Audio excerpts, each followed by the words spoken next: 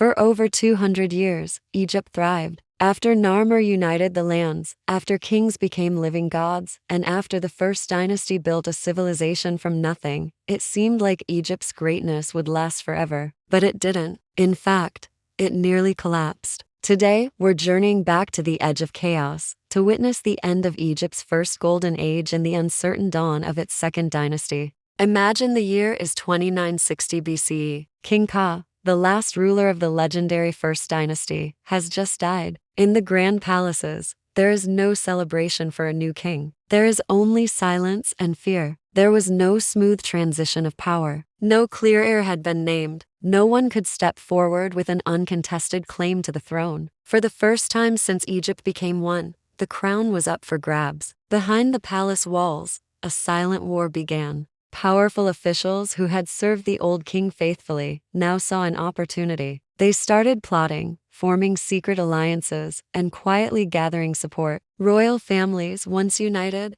were now divided by ambition. Brothers turned against brothers, and cousins eyed each other with suspicion. The throne, once the symbol of divine order and stability, was now a source of intense competition and division. The central government that Narmer and his successors had worked so hard to build began to fracture. The very foundation of the kingdom was shaking, and everyone, from the highest priest to the common farmer, was asking the same terrifying question: could Egypt even survive without the founders who had created it? For the first time since unification, the very idea of kingship was in jeopardy. The pharaoh was supposed to be a god on earth, a Horus figure whose word was law and whose presence guaranteed cosmic order. But with no clear king, that divine aura began to fade. People started to question, if the gods couldn't decide on a ruler, was the king truly divine? Loyalty, which had once been directed solely toward the throne, now shifted. Local governors and powerful families in the provinces, who had long been kept in check by a strong central authority, started to consolidate their own power. They saw the chaos in the capital as their chance to become kings in their own right. Upper and Lower Egypt,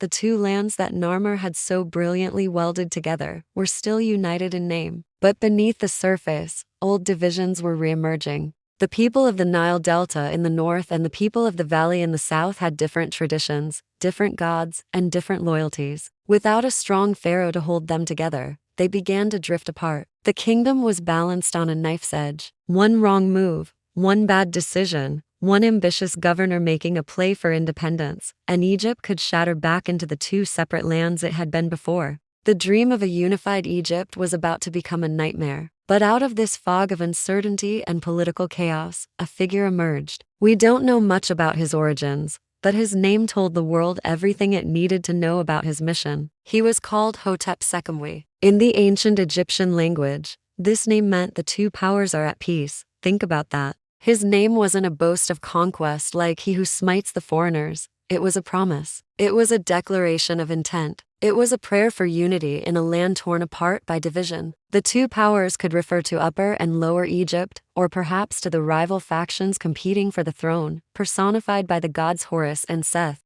Hotepsekhemwy's approach was revolutionary for its time. He did not march an army down the Nile to crush his rivals. He did not purge the court of his enemies. He understood that more bloodshed would only deepen the wounds. Instead, he chose a different path. He negotiated. He compromised. He used diplomacy and political skill to bring the warring factions together. He didn't conquer Egypt a second time. He repaired it from the inside out. He healed the fractures in the kingdom by reminding everyone what they stood to lose. His reign was a masterclass in political reconciliation. Around the year 2890 BCE, with the country stabilized and the rival claimants to the throne either pacified or brought into his government, Hotepsekhemwy officially founded the second dynasty of Egypt. His first and most important task was to fix the broken system of succession. He made sure that the line to the throne was clear, preventing the kind of power vacuum that had nearly destroyed the country. He honored the traditions of the first dynasty, showing respect for the past and signaling that this was a continuation, not a rejection, of what had come before. By doing this, he restored the authority and divinity of the pharaoh's office without resorting to violence.